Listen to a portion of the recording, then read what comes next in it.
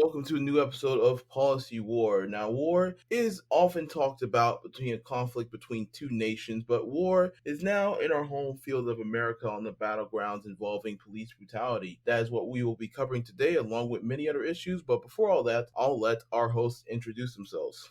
I am Matthew. I am the central host with a bit of a libertarian slant.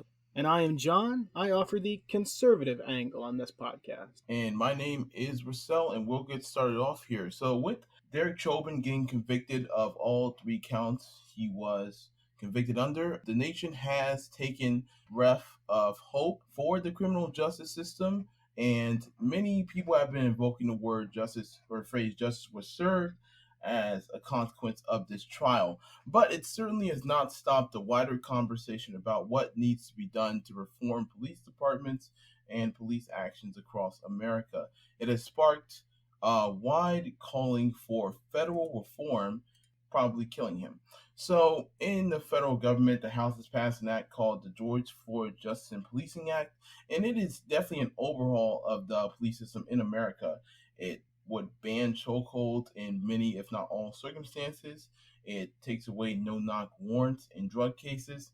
And one of the most controversial things about the bill is that it reforms qualified immunity for police officers. And what qualified immunity basically is basically it protects police officers from being filed with multiple civil suit cases for some of their violent actions, unless the actions are really, really inappropriate, such as in Chauvin's case. So it doesn't protect them against all civil suits, but it definitely can protect them against a majority of it. So the act is the federal government imposing itself on these state police systems, local police systems, because these Democrats who are the main party who passed the bill, it was voted mainly on party lines, pushed through the House, want to see reform across the entire country.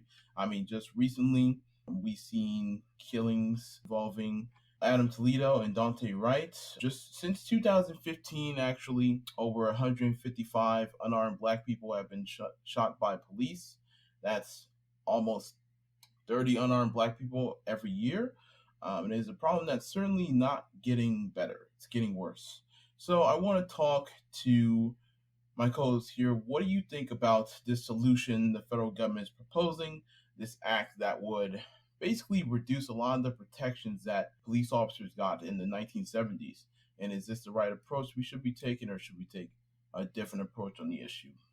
Well, I don't find some of the reforms that are in this bill immediately repugnant. I mean, fundamentally, I think we all can appreciate transparency when looking at police conduct. That's why I like body cameras, especially as they become more affordable for many jurisdictions. I'm perfectly fine with reducing the number of no-knock warrants we put out because I feel like those are especially dangerous and ought to be extremely reserved for situations that are very, very likely to devolve with any other kind of warrant. So I'm not necessarily going to immediately argue against every one of the reforms in the bill, but as I've said before, I am decidedly uncomfortable with the federal government stepping in and taking over in an area of influence that is typically reserved to the state.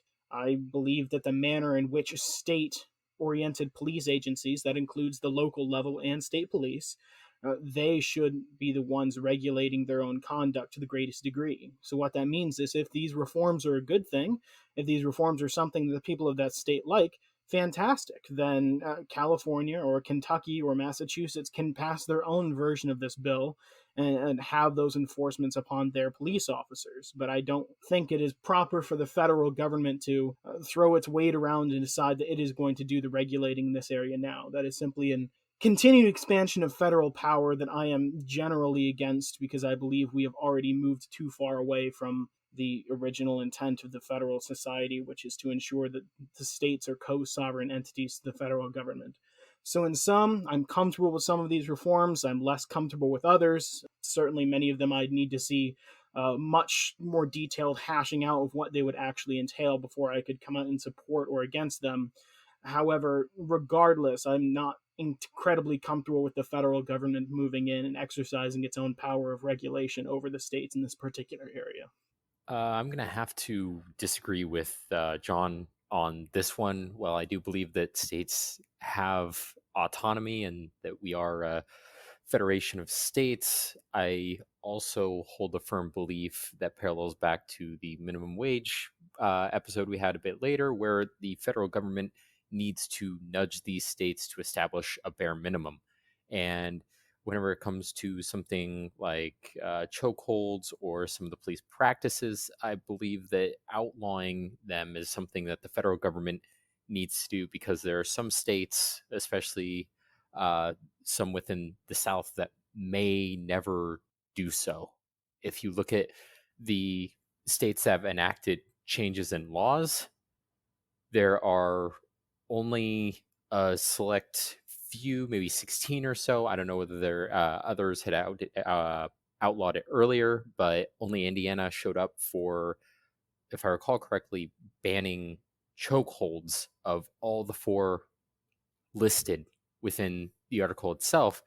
And so it's kind of surprising to think that that's the only practice that would ever get past the state house. And while I do agree that there needs to be a discussion with the police and the state level, there needs to be a nudge that, you can do better, you can improve. We're seeing that, of course, this isn't happening in Indiana quite yet, but it's a fail-safe to prevent it from happening when it probably doesn't need to happen, because most of our laws are only updated when something happens, when a catastrophic event happens. And while this is one person's life compared to other events like 9/11 or Pearl Harbor, this is still something significant that's going to be that catalyst for change. An additional question, a follow-up question to John here. Do you agree with the expanding DOJ investigations that are going into police departments around these misconducts that are so alleged among these police officers that are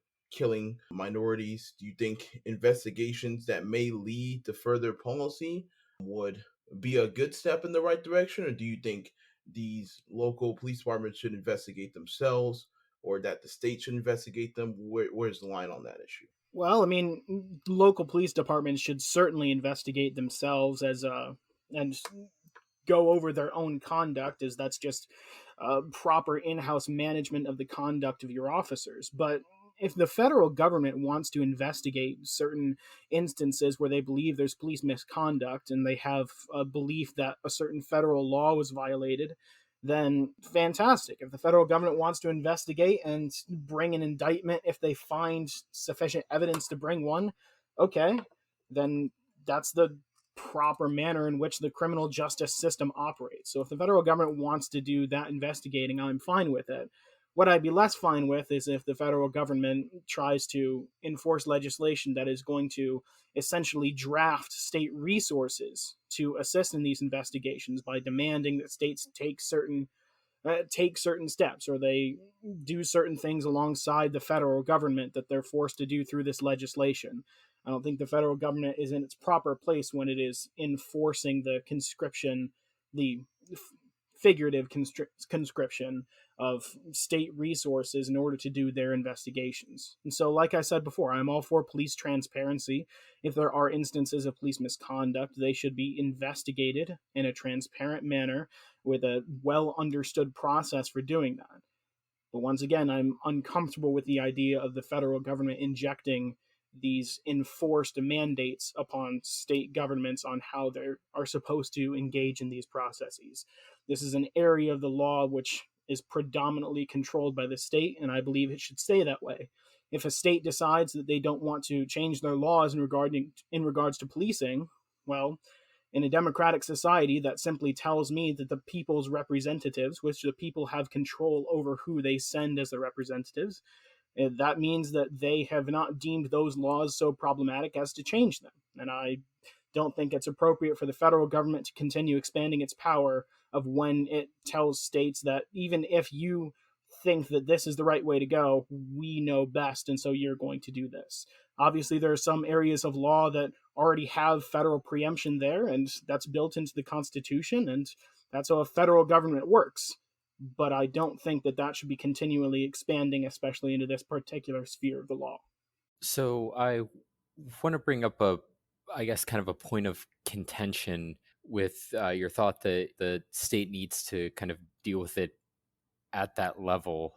I want to kind of draw a parallel between this and kind of what's been going on with some Confederate statues, where individuals at the local level would like to actually make change, but they get overridden by the state house. You say, oh, they're representatives of the people, but you have people in localities who want to have change, but then their voice gets muffled at the state house level. And so I guess there's a bit of a problem with some of these states where you have a majority representation that would never pass these types of things. And so while it's not in the interest of, say, the predominantly rural areas or the predominantly conservative areas, maybe some of these other areas that are impacted by it that represent the ethnic minorities or those who are targeted may not get that change without something at a larger level to finally start that catalyst. I mean, I also like to draw a parallel to the civil rights movement. If you look at that, the Civil Rights Act, would that have been passed if it were on a state by state basis? I mean, they were lucky enough to get the politicking to pass it with the southern states to just squeeze it by. Could you imagine trying to, get something of that scale going or force it on states? So some of the stuff I just feel has to be at the federal level. Well, in regards to your point about how certain localities may be overruled by a majority throughout the rest of the state that has that majority within the state house, you could say that about everything in certain states. I mean, Illinois is practically a red state held hostage by a few urbanized areas. But when we set up the federal system, the most logical area to have that lower co-equal administration, because there's the federal government and the state government, the most logical place to place the state power was within those states. Those are kind of the co-sovereign administrative districts there. And so while I understand maybe certain localities will have different ideas about what should be done than the majority of the state, does that mean that we're going to not allow Chicago to have the amount of control over the state house that it does? So I would tell you that I understand if certain localities have different ideas. It's unfortunate if the state won't let them enforce those different ideas. But fundamentally, local governments are creatures of the state governments. They're almost entirely beholden to them. And so, without fundamentally upsetting the federal system that we have, going at a state by state level, not a locality by locality level, is the best option. I know that you've been advocating for a federal level, and I just repeat that I'm uncomfortable with overexpansion of federal power into many different aspects. So this is definitely going to be an uncomfortable conversation for many people because these police officers are the very same people who are supposed to protect us, but often the news portrays them as the very people who are killing us, especially people of certain color or background. So I do want to get into this wider question of, do you think America is becoming more of a police state? We see many police departments having grenade launchers, having armored vehicles, having the full wide ability to shoot first and face very little repercussions, even if the individual they shot does not have a weapon or was just running away or was not showing really much hostility in this nation. America has some of the most police shootings. It's of any developed country.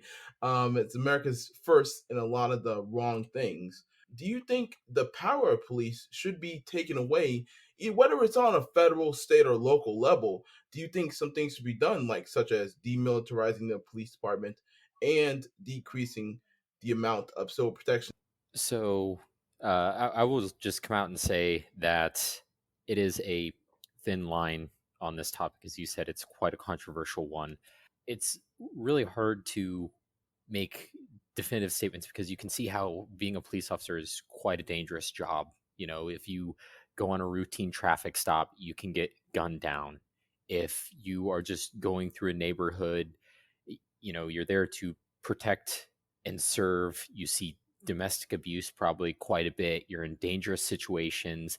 It's like being a soldier on the home front. So there are some people out there who likely need resources to help with mental health, not just for the people who are arrested or gunned down, but the individuals who are policing themselves. That's one thing that, doesn't really get brought up as much. And so kind of like that training aspect and making sure they're taken care of, but also making sure that we at least direct people towards resources so that they don't end up in these situations. Because it's easy to say, this person was just off their medication, and if they would have been on their medication, they would have been fine. They wouldn't have had this psychotic episode. They don't mean harm. But you look at it from the other side, it's like, okay, you have to do your job. Of course, they should not be utilizing lethal force starting out, but you can kind of sympathize that some situations have immense pressure. A line can be drawn, and I think a line needs to be drawn on when lethal force is authorized. It's just a topic that I believe needs a lot of discussion with a lot of parties, the police included. I do appreciate some of the points that Matthew brought up, including the fact that police officers are consistently put into high stress situations, and they have a lot of different dangers they have to be cognizant of at any one time. I also appreciate that officers should not be utilizing lethal force as a first choice measure, and it really should be similar to how we have self-defense laws for the rest of society, which is essentially, if you have a genuine fear for your life or the lives of the people around you, then you're authorized to utilize lethal force. But in regards to the question regarding like demilitarization of the police or cutting back on their power or removing civil liability, I think demilitarization in the form of getting rid of the equipment they have, I think that's somewhat short-sighted, because realistically most of the more, let's say, dangerous equipment that they have isn't actually utilized except in high emergency situations, such as the many riots that we saw over the past year. So realistically, I don't think that what the police officers are equipped with is necessarily the problem. But something Matthew also mentioned was, if we really want to fix this problem, if we want to address this problem, the best way to go about it is training and incentive. Realistically, the police officers need a lot more training, I think, than we already give them. I think they need more resources to expand the realm of their training. I mean, fundamentally, they're almost entirely trained as law enforcement officers. They don't have a lot of training on dealing with mental health episodes, simply because they don't have the time, because there aren't necessarily enough officers to support so many of them always being away in training, nor do they have the resources in either money or personnel in order to go about doing that. And so I've seen a lot of proposals like taking away money from police budgets in order to dump it into mental health professionals. Frankly, I think what's going to happen is you're going to end up with a lot of dead mental health professionals if we start doing that. And I think expanding and increasing the efficiency and effectiveness of police training is going to be the best way that we go about doing this. And that's not a defund of the police measure, that's a better fund of the police measure, so that we can have better individual officers and less stressed individual officers, because we somewhat expanded departments to be able to respond to these things in a better manner. That way you reduce the number of certainly just straight up bad cops on the force, and you also reduce the number of less than perfectly competent cops on the force, because both of those exist. I don't think they make up the majority, but we do need to realize that those exist, and better training regimens, I think, are the best intervention for that. I was going to make a quick add on to the equipment, because I don't think I really covered that as much. Russ, if you were referring to like Iraqi war equipment or equipment from the Middle East being purchased by police departments, I think that is a horrible decision. I don't think that they need armored vehicles or anything of that extent. It just doesn't make sense, because that is what the National Guard is for. The police is not supposed to be that large, and they probably won't come up against something that organized, except for, I guess, in maybe a situation if you were to have a real organized force in one of the major urban areas. But most rural locations won't come across that, and it just seems like a waste. It just seems kind of weird for them to have an armored personnel carrier or anything like that. It's just outside their pay grade, and it's just asking for violence. I just want to briefly respond to the point about that's what we have the National Guard for. That is definitely, at least in my view, not what we have the National Guard for. They are not at all trained as law enforcement peace officers. They are trained as soldiers. That's why the branches and the military occupational specialties that they go into, they are trained for combat and combat support. The only reason we call them in for peacekeeping duties when we do is when the police departments there have no other choice. They're meant to be a response to natural disasters and augmentations to the regular military. So I really think it would be a bad policy for us to take away equipment from the police on the assumption that the National Guard will just handle it. I don't know if Matthew necessarily meant the National Guard should take over peacekeeping activities, but I assume you meant that if anybody should have militarized vehicles or things that could cause massive destruction, such as grenade launchers, that should just be in the hand of the National Guard. I mean, Yeah, I'm basically saying the post Iraq war equipment, like the surplus of equipment that some police agencies have picked up, should not be the case because they are there to protect and serve, and they should not be coming up across anything that is as organized as a threat as a war would be on the home front. And what I'm saying is, whenever you have large riots or anything like that, if that equipment has to be used, that sounds like something more for the National Guard to reinforce, to help with the peacekeeping there. By no means do we want them to use it domestically, but having the police force have that type of equipment is asking for trouble, because you know that there's probably individuals that are looking to use that equipment if it's within their hands. That's just like nuclear weapons.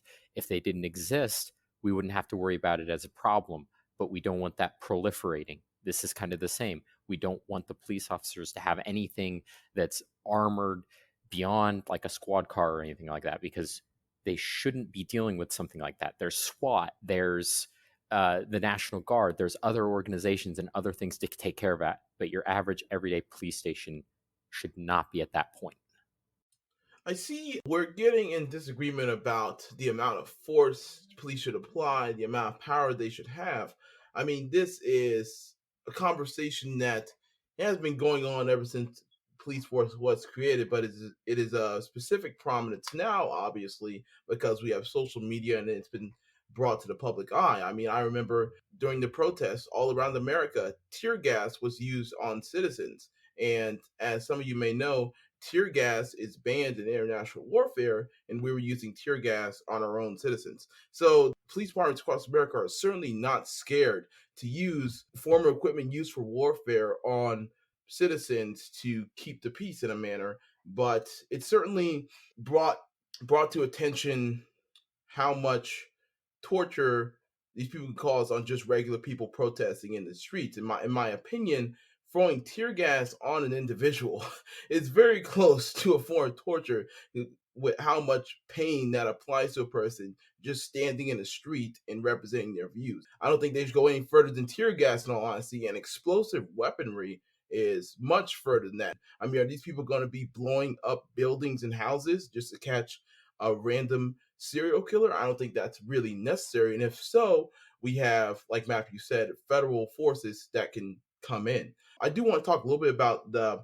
federalism conversation that's been around this issue. And, John keeps saying states can reform themselves, but I mean, I kind of side with Matthew here on this issue also. We look at statistics on states basically reforming themselves. According to the National Conference of States Legislatures, only 16 states restrict neck restraints, or so-called chokeholds, a more popular specific version of them. Only 5 states restrict no-knock warrants. Only 4 states limit officer immunity. That's not eliminate. Only 4 states limit officer immunity, and only 10 states have supported, mandated, or funded body camera programs for police officers. So we see here that even if we wait for the states during the time of precipice, during the time when they most need to change, very few have.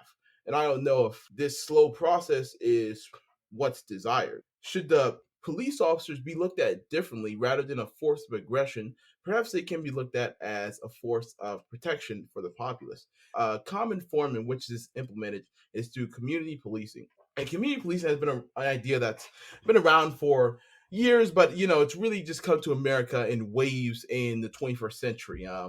one of the biggest cities that's adopted it has been Los Angeles. And what community policing is basically police officers doing community engagement through activities like setting up events with businesses or schools, doing patrols, but instead of patrolling in the car, walking and talking to citizens, residents, they have some programs where they do knock on door programs where the officer just introduces themselves and says, hey, this is my name. This is my partner's name. If you have any reports that come up or just want to talk about what we're doing to protect the city, please call the station. Please tell us.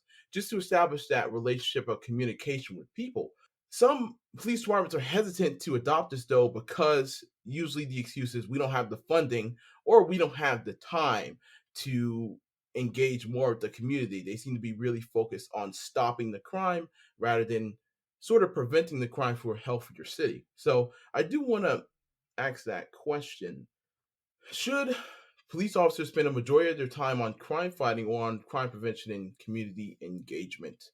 Well, in regards to community policing, I love community policing. I think that's an excellent program, and I think every state should adopt a program like that. I think it does wonders for the ability to for the police to actually interact with the community, and I think it does, like you said, it inputs a lot of preventative measures instead of reactive measures. And so, directly to your question, should police spend most of their time fighting crime or preventing crime? Well, obviously, if we're at a place where the police department has the proper amount of time and funding to engage in those crime prevention operations, they should absolutely do it. In nearly every domain of activity, prevention of bad things happening is less expensive and difficult to address than the prevention of than the response to bad things happening. And so I love community policing. But just quickly addressing the federalism argument for the last time, you'll notice that I said before, like, states should input that particular program. I think it's a great idea. States that haven't, that probably means that the police departments haven't been given sufficient funding or sufficient personnel for whatever reason. And until the state government decides to input that particular funding, then perhaps these programs are not as tenable. Um, and if the state has not created a critical mandate of the people to tell the state government to do that, I'm not sure what my right or any of ours is to tell that state, hey, you have to do this. Instead, we should be lobbying the state to do that, and we should be showing by example the good things that can happen from states that do engage in that. But I am all for those programs to properly fund police personnel and programs to engage in community policing. I don't really have a differing stance on community policing either. I mean, pretty straightforward. Anything to engage with the people you're protecting, to at least get to know them. It's similar to the medical field with kind of like white coat syndrome. You don't want to appear as though you're above the people you're trying to help. You want to kind of humanize the experience, because whenever you have a system with hierarchy of authority, it's kind of hard to relate. And if you can just kind of make yourself equal to, or show that you're a member or you're trying to help, it really goes a long way, because then you can learn more. Maybe you can find out that that person who's you know having a psychotic episode just didn't get their medication, and so that they're prone to those episodes, but they're not harmful, and that they may not respond in a quick manner. And so there's just more information that gets thrown around. There's better relations. And I'd say that'd be something for everyone to strive for. I mean, with that, I think we'll wrap it up here. Matthew, I really like the association you made with police officers in the medical field, because both professions involve life or death decisions that can be monumental for society or that individual. There's a high difference in training versus doctors and nurses versus police officers, which we all well know. But the two careers are given a different amount of importance in what they should do and how they should do it in terms of training for those individuals. So I really like that comparison. And I think what we can come out of this episode with is, we talked about a lot of different things involving the police, and we really want people to see police officers as people who protect the community, not people to be scared of, or not as attackers of the regular citizenry. Hopefully, while the nation is in a point of high hostility and real political tension, that sides can come together and get some agreements like reform such as community policing, which is very much needed in a day like today. So I want to thank you all for listening. Please leave a review on iTunes if you learned something or if you just want to give feedback. And this is us signing out. Thank you.